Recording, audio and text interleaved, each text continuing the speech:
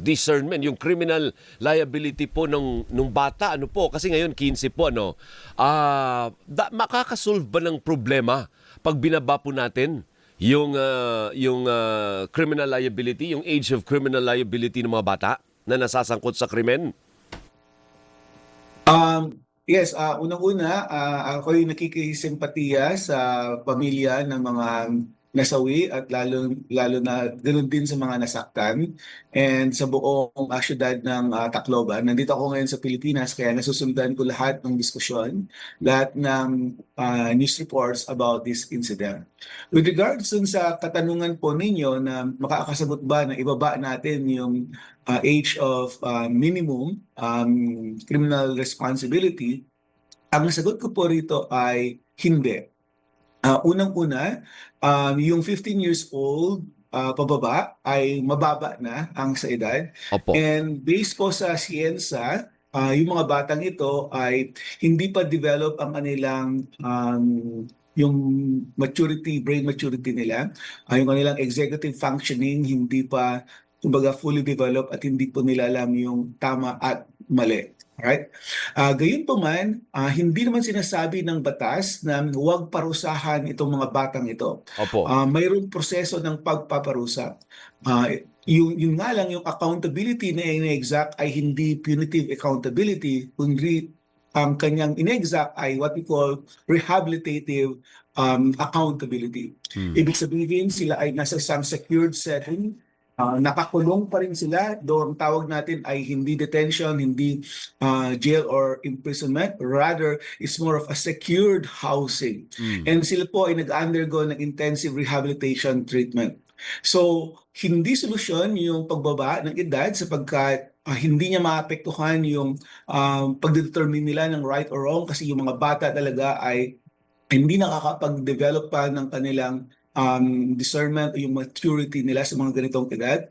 But at the same time, yung batas ay mayroong ginawa para sa ganon mapanagot sila, and at the same time, hindi na sila uulit sa mga ganitong karumal-dumal na gawain. Opo. So, ibig nyo sabihin, Dr. Raymond, even in this day and age na napaka-advance po ng teknolohiya kumpara po nung panahon natin, nung tayo lumalaki, ibig nyo po sabihin, hindi porket alam niya ang tama o mali, kasi sabi alam niya pinlano pa nga, yun pa yung findings ng mga pulis, ano po, na parang pinlano pa yung atake. So hindi ibig sabihin na alam na niya kung ano ang tama at mali at that age, yung 15 anyos po at saka yung 14 anyos. That is correct. Case-to-case basis ang ating pag-evaluate, kaya mayroon tinatawag na discernment at yun ay tinalaga sa mga judicial authorities with the assistance of social workers, psychologists, para sa ganun ma-establish natin yung facts of the case. Right? Ngayon, kung yung batang talaga na yan ay age 15 and above at may discernment, sila po ay mapapanagot. Right? They will be treated with a juvenile justice mechanism na kung saan sila ay kakasuhan, sila ay ikukulong, and once found guilty, sila rin po ay idadaan sa proseso ng ating criminal justice system. Ngayon, dun to sa mga age 12 to 15, right? And ito, sinabi ng batas po natin, wala po silang criminal liability pero meron pa rin silang pananagutan tulad ng sinabi ko kanina. Now, so sinabi mo ngayon about our generation right now na lalo tayong, yung mga bata ngayon na exposed sa social media, very young age, ang tindi na nilang kanang exposure. Opo. Well, maaari mong titignan yon sa other side, right? Ngayon, mas matindi ang mental health maladjustment ng mga bata. Dahil sa bata pa lang sila, super duper exposed na sila sa mga violence, right? And hindi ibig sabihin na super exposed sila sa violence and nagmamature sila, right?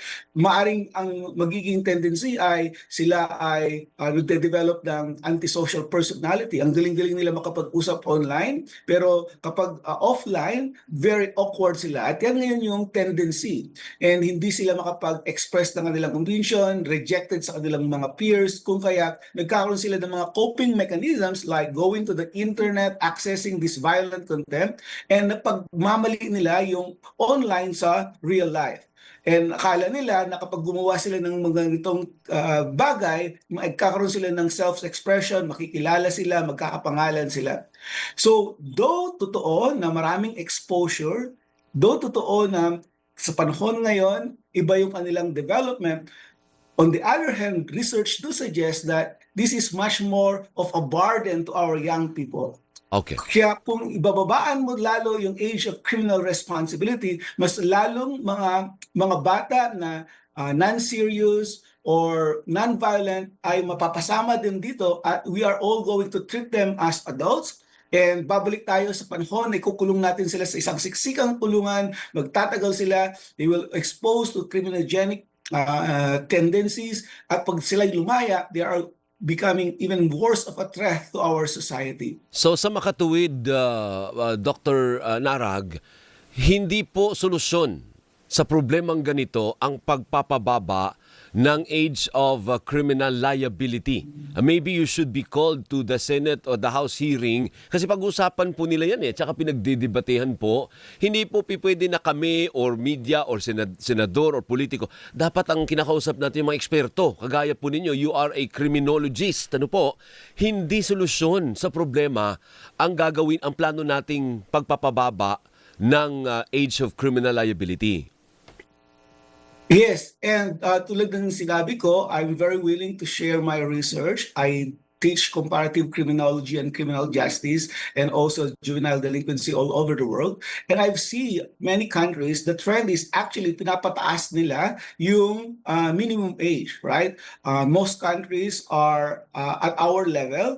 May mga countries din na even higher, 16. For example, Argentina, 16 po yung kanilang minimum age. Pero mas may mababa din, Doc, di ba? May 12. Parang may nabasa ako na 12 or 10. Yes, Meron din mas may mga mababa.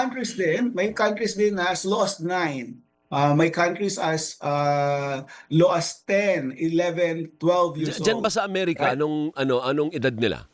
Yung may Iba-iba po. Iba-iba. Depende po sa state. Sa state. Oo. Sa Amerika, alright, may mga states na 14 years old, may mga states na 15, may mga states na 12. Opo. Depende po sa state. And what we have found is that walang correlation dun sa juvenile involvement sa crime, yung age of minimum criminal responsibility. Right? May mga napakababa but it's still very high juvenile involvement. Because age actually is not a predictor. What is a predictor is more, one, yung kanilang family exposure. Kung yan ay nagkaroon ng monitoring sa pamilya. Two, yung mental health burden. Kung sila ay maladjusted, antisocial sila. Three is yung exposure sa violent content sa internet. And that's one of the most problematic issues at our time. And yung kanilang ina-access ay mga violent content and sila po ay nadadala sa mga ganyang usapan. And then fourth is access sa guns and other weapons na mas murder yung mga weapons na yan. So yun talaga ang issue, right? Sa mga states sa Amerika na mataas ang gun ownership, sa mga states na mataas ang social media extent, sa mga lugar na very low parental supervision or school supervision, doon mataas ang juvenile crime. Hindi yun sa age, regardless of age. Okay. So tayo po, nakaka-discuss tayo ng issue dahil hindi naman po tayo involved. But let's take the point of view of the families of the victims. Ano po? Kasi yun, naghahanap po ng hustisya. Ano po? So, paano kaya ang magiging hustisya naman nila kung ang magiging parusa lang sa nag-cause po ng trahedya ay 1 taon lang na detention sa DSWD? Kasi nga, rehabilitative ang purpose. Ano po? Although yung isa kinasuhan naman po, pero dahil minor nga, baka dun din mauwi sa rehabilitative na stance. Ano po? Paano naman natin mabibigyan ng hustisya kung ikaw ay tatay na matay? Ang anak mong 13 o 14, nanay ka, namatayan ka ng only child mo, paano mo sila mabibigyan ng hustisya kung ganun-ganun lang, Doc? Actually, Actually, ako po ay nakikiramay sa pamilya tulad na nabanggit ko kanina at nararamdaman ko, ako ay isang magulang din, yung concern na po na ganyan. Pero hindi po sinasabi ng batas na wala po silang parusa, right? Pinaparusahan sila. Ang sinasabi lang natin dito ay dahil bata sila, tamang pagpaparusa ang ating ibibigay. Right? From punitive accountability to rehabilitative accountability. Medyo mali kasi yung lumalabas na balita. It's more about fake news. It's more about politicizing the issue na lumalabas na walang parusa sa mga bata na ito ay kumbaga small pat at the back at ikaw laya ka na. No. Mayroon tayong tinatawag na 12 to 15 years old, Section 20A of the amendments in the Juvenile Justice Welfare Act says that yung Social Welfare Office or yung local DSWD or even the lawyer, the PAW lawyer, can immediately file to the court for involuntary commitment. And dito, nasa secured setting siya. I've been to many bahay pag-asas in the Philippines, right? Some are good. Mayroon silang mga rehab programs. They isolate individuals. Mayroon silang intensive treatment. But still, many bahay pag-asas are struggling, right? And mayroon akong mga nakita ng mga bata na nakulong ng 7 taon, 5 years, 7 years. Bata pa sila, right? Hanggang matanda na sila, 22 years old. They started being in prison when they were 14, 15, hanggang 22, right? It is because the law allows for involuntary commitment. And evaluation niya ng judge at a minimum of 1 year. Kung titignan yung kanyang pagbabago, it could be extended to 2 years, 3 years, 4 years, dependent. So we are very rehabilitative in that regards. Yeah. And of course, the law says that there should be resources, personnel with the capability to overcome yung criminal thinking patterns sa mga bata, yung kanilang engagement sa violent content, etc. Right? So yun yung vision ng batas. Yun yung vision ng batas. Now, paano sabi, sila po ba ay nakatanggap ng hustisya? Alright? So, of course, gusto natin 20 years, 30 years, 50 years. Yun ang nasa isip, Doc. Yun yung parang traditional.